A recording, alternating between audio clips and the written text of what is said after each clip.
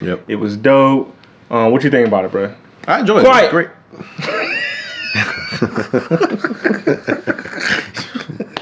I hate you, man. He planning this stuff. Like I let you all week. You was like, I'm gonna do it to him again. I hate you, bro. I'll tell you hate me on camera. I hate you. What's up, y'all? We back. We got an all things wrap up for y'all, and we're gonna talk about a lot of fun stuff. You know? Yeah. Jokey, fun. I'm going to sleep. It's late. I'm going to bed. I'm getting on my nerves. So this January we read a lot of dope books. We did. We watched some dope shows. And we played some pretty cool video games, you know, and we're going to talk about them all. Yeah. So books. All right, Q. Cool. So where's your list at? You remember what we read? I remember. It's all, okay, cool. It's in my brain bag. Off the top. So the book we finished in January, one of the largest books we've ever read. We started in like November and we finished in January. So it's going on the January wrap up. Yeah. It's Rhythm of War. So we knocked out Rhythm of War. Yeah. We're going to have a full in-depth talk, debate, argument, you know, agreements, tears, blows, all that about it. Yeah, we're going to be singing the rhythms. We're going to sing the rhythms of odium and honor and cultivation. We're going to bring all the rhythms there, right? Yes. Just a little snippet. Did you enjoy it? I did. I enjoyed the story. It was good. I have what's his Sanderson and Death. Oh, you got a bone to pick with Sanderson. I don't know if I got a bone to pick. So anyway, stay tuned. We'll dive into like our thoughts on it. But we finished it. Yeah. We liked it. We did. We enjoyed it. We did. It was good. Yeah. Sandra Latch all day, baby. Yes. Get the book. Read it if you haven't. Yeah. You know what I'm saying? So yes, it was good. We enjoyed it. And coming off of that, we had probably like a 1,000-page stomach ache, right? So we was like, we can't read any more 1,000-page books, any more books that's tied to an epic 10-book series. We need a break. So we was like, all right, what's something short, sweet, and good, and the overwhelming majority was like, oh, House on the Cerulean Sea. Yeah. House on the Cerulean Sea, read that book. Yep. And so we was like, all right, cool. So we picked it up. We read House on the Cerulean Sea. Yeah. What you think, Q? I liked it a lot. Yeah. It was really good. It was a sweet book. It was cute. It was fun. It was a dope little love story. Yeah. Very heartwarming. A story about a person who was, I think, struggling with self-worth and was just so used to being beaten down and no one caring for this person, and quite frankly, just being lonely and just accepting how people treated them. And so throughout the story, he grows and meets these people. There's basically like a group home for like magically gifted kids. Right. Now it was just like a really fun book. Yeah. It was sweet and cute. Like it reminds me I want this to be a movie. Yeah. And it reminds me of I forget how the name of it, but it's like Miss Paradigm something. Yeah, that movie. And so you brought up some good comparisons. So you like Miss Paradigm's house. I can't remember that. Yeah. We'll put it in the comments. That movie. What's that other movie? That TV show you like? Lemony Snicket. Kind of like the unfortunate events. Because you got them kids and all this weird stuff happens. So reminds you of that. Yeah. No, man. And I think also another thing it was about was finding purpose. He was so sure his purpose was being a social worker, going and make sure these kids are fit, making sure the place for these environments for the kids are fit, but I think he had to figure out it was deeper than that. Like, all right, let me actually make a connection with kids. And he made a deep connection with these kids and the master of the house, Mr. Parnassus, with his high water pants and his nice socks and his cool haircut. He made some good relationships, and it had a nice little beginning, middle, and end. I really like the kids. Like the kids were like cool. The heart. In my opinion, they were like the heart. Who was your favorite kid? Mine was Chauncey. So did you do the audiobook? No, I read it. I read the book. See, you gotta do the audiobook. And Chauncey See, Chauncey was hilarious to me. Chauncey's that guy. They'll hop like under the bed, like Chauncey. I like Chauncey. What was the gnome? What was Talia? I like that she kept saying she want to beat people with the shovel. Yeah, it was like, oh, we going out here. Oh, that man tripped me. I told you I should have bought my shovel. Where's my shovel? No, I enjoyed it. It was good. It was good. I definitely think you should pick it up and read it. Yeah, like if you're big on fantasy and you just want like a standalone book where you want a palate cleanser. At least for us, that's what it was, and it was great. And I honestly feel like every like quarterly, like every 3 months or something, like I might just want to hop in a book very similar to that. Yeah, like agreed. And just to kind of get a freshen up and just feel good. Like it was like I felt warm and fuzzy for all the characters. Yes. Like, and as much as we like to speculate about like what's gonna happen in the next book, or what's the 5-arc plan of the book, it's cool just to be done and be like, man, that was good. Done. Kaboom, gavel, Give me another sound effect. What else you got? I don't know. That's all I got. The third book we read was Combat Codes by Alexander Darwin. Yep. This is another, we're going to give a shout out to Kitty G. She was the first one that we saw. Give him a shout out. After we lost the Lost War. For the Secret Santa joint. We were looking through her videos and also found Combat Codes, and we're like, okay, cool. Combat Codes is a pretty good, looking kind of book up our alley, right? So, what'd you like about Combat Codes, Q? The combat. It'd been crazy if you had a book called Combat Codes and the combat was trash, right? Like that's like Bath and Body Works and nothing smell goods in there, right? You like, what is this? The body don't work. The body don't work, right? So no, it was great combat. It very early you could tell that the author had experience. Like he's about that life. Yeah, he was about them hands. You want to go down. You want to go in the ring. You want to grapple? Oh, he ready grapple? With you, right? He ready. You know what I'm saying? Put you out. Arm lock, tap. There tap. I'm out. Unconscious. See, that's he knows them tricks. My arm probably wasn't at the right angle, so he probably gonna critique this video. Yeah. But he know what he's talking about. What he's talking about. So no, it's basically like this MMA style fighting where these people basically fight for their planet. Right. They're fighting for their planet. They're fighting and this is like in place of like wars, right? So instead of like full scale wars, they have like these type of battles. Like, exactly. I got Spartacus vibes. Yes. They're in the Ludus and they're Batiatus and Crixus and everyone's in there like training and fighting and like like he has to learn how to get comrades in his fighting circles and stuff like that. It's like this big mystery of like all of a sudden he woke up and he was a slave and like I'm fighting for my life, but I know how to fight and I train. I'm a boxer and so you kind of go through some intrigue of trying to understand what happened there. You eventually do by the end of the book, and that was very interesting what the author did with that. Like you said, he's very technical because he lives this lifestyle. He's technical about how to do an arm bar, how to do a proper kick, how to do a proper thing. So I think obviously the action is really good, like Quincy said, but I think the book is a bit smarter than like it leads you to believe. It makes you think it's like, oh, this is a book just about fighting, and then toward the end it gets a little bit deeper than that. You're like, oh, that was a nice little little depth you put in there. It took me about halfway through the book to really get to feed into the intrigue that the author was giving us. But I had fun. I enjoyed it. I would definitely hop into the second book eventually. So we think like if you like fighting in like any type of like real life fighting, you like this book. If you like action movies, like IP Man type of stuff, you like this movie. It's like an Ender's Game. Slash a little bit of Rage of Dragons in there. A little bit of like all these kind of Maze Runner, a little bit, kind of all these little elements. So I mean it's cool. I rock with it. I enjoyed it too. So now we're gonna transition to some of the dopest TV shows we watch, and we hope y'all stick with us. Like if you really rock with us, then you sticking with us so you can see the joint at the end. You're not just clicking at the end. You sticking with us, and we watched some really cool shows on these streaming platforms, and we're gonna talk about them. Cool.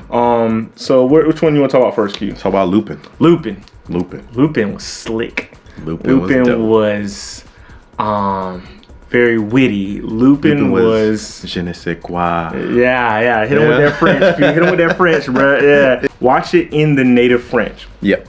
Me and my wife tried to watch it with the English voiceovers, and like the words didn't match, and they sounded okay. But Q had told me, he's like, man, watch it in French. And so as soon as I turned it on, it was just even better than it already was. Yes. The native French. And I mean, this is the thing where like you have to watch it in the language it was intended to be seen in, because there's this passion in the voice and inflections that you may not get when you're getting the translated voiceovers. That's an argument for subbed over dub too. If you want to talk about the anime stuff. Absolutely. I mean, you have some people who just like, oh, wait to the dub, and I'm like, no shade, but I mean, you get more emotion when you watch that. Yeah, you just like sub. Lupin is about he's a gentleman thief. Gentleman thief. He's a gentleman thief, and he is basically trying to get revenge for his father because he believes his father was falsely accused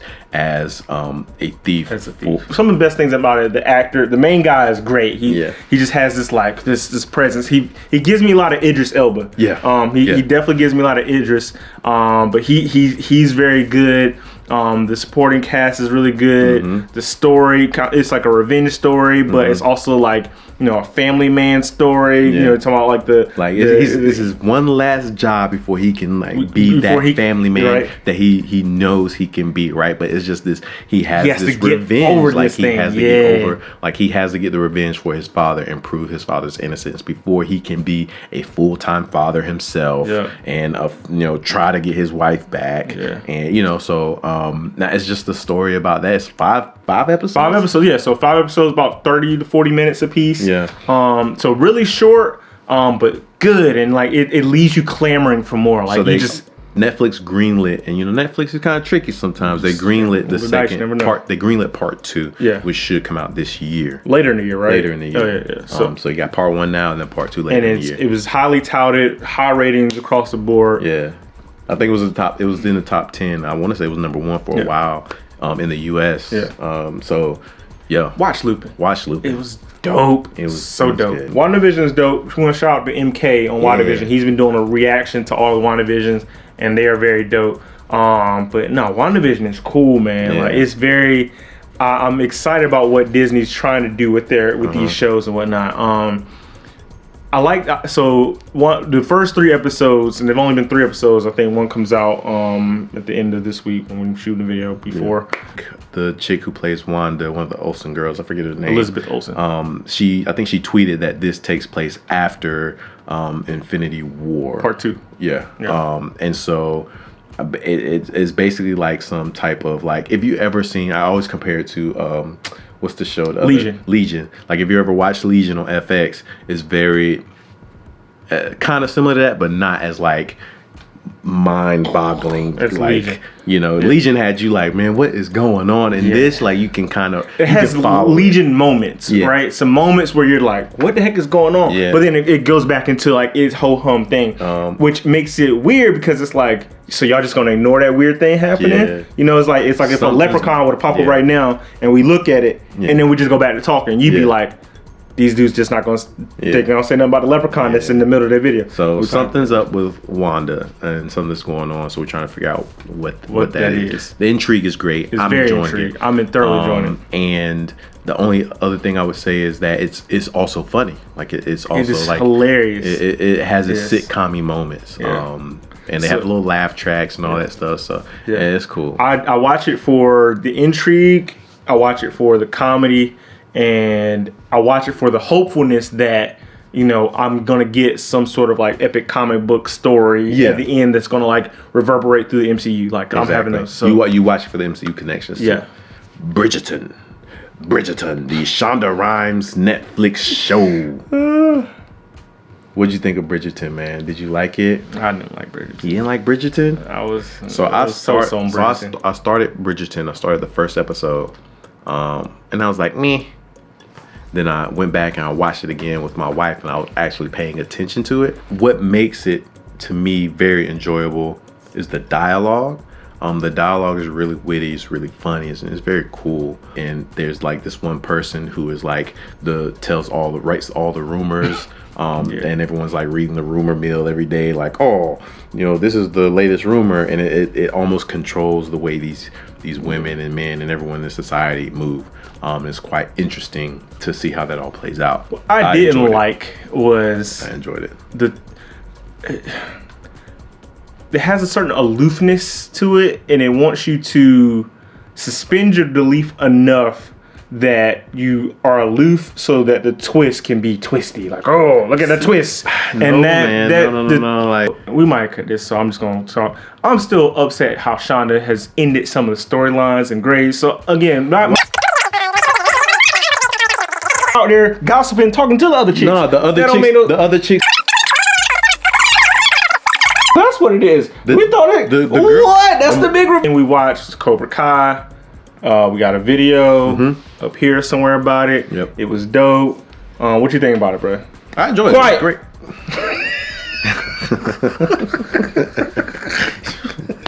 I hate you, man. He planning this stuff. Like I went you all week. You was like, I'm gonna do it to him again. I hate you, bro. I'll tell you hate me. I hate you. We like Cobra Kai. It's dope. We really enjoyed it. That's it on the stuff we watched. So now we're gonna move to a short gaming segment. Just talk about a couple things we did on the sticks, on the video controller. I played Doom Eternal, and I thoroughly enjoyed it. Yeah. Doom is basically if you took Red Bull and you took Monster and you took Starbucks triple latte espresso and you poured it all in one cup and you stirred it up. Like and then did like Stone Cold. It was like, I'm gonna knock out all this. That's what. Then pick up a gun and just go crazy. That's what Doom Eternal is. Yeah. It runs good on like anything. You can have an 8-year-old system and Doom is gonna be pushing and moving and running. The graphics are good. The gameplay is super action-packed. You get all these dope guns. You fight all these cool different monsters. They even let you play as a monster at different points, so there's some replayability. It's fun. I thoroughly enjoyed it. Again, I think just almost similar to what we were talking about with the book things. I was looking for something cool, short, where I can like hop in and just like go balls to the wall and finish. And Doom was it for me. So I think it maybe took me like 25 hours to complete, maybe if that.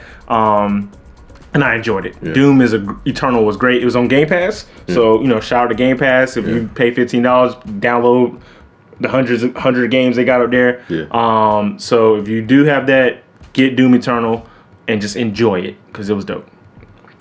Yeah.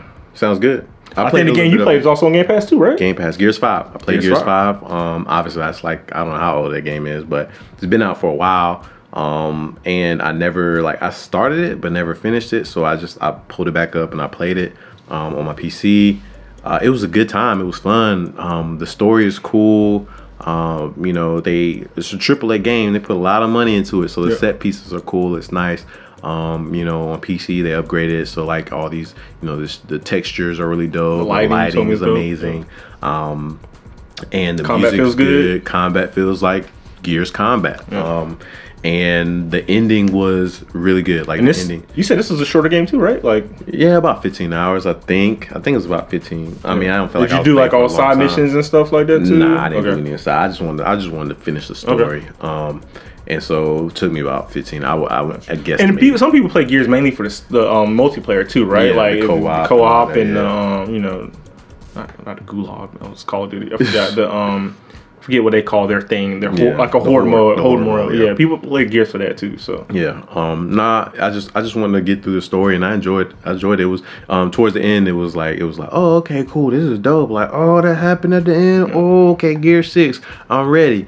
And so I'm with it.